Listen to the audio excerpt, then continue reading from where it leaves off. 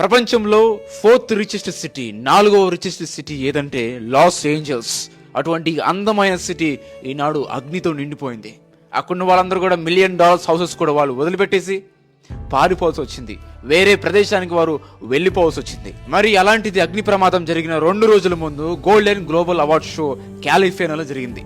ఈ అవార్డ్ షోలో దేవుని వాళ్ళు వెక్కిరించారు. దేవుణ్ణి మాక్ చేస్తూ గాడ్లెస్ డౌన్ అని నినాదాలు చేశారు. దేవుడు అవసరం లేని సిటీ అని దేవుడిని వెక్కిరించడం జరిగింది. అది జరిగిన తర్వాత ఒక ప్రవక్తని ద్వారా దేవుడు ఆ ప్రదేశాన్ని హెచ్చరించాడు. మీరు మారండి, అగ్నిగంతకు రాబోతుంది, కాల్చివేయబడుతుంది అని చెప్పి దేవుడు హెచ్చరించాడు ఆమె ద్వారా.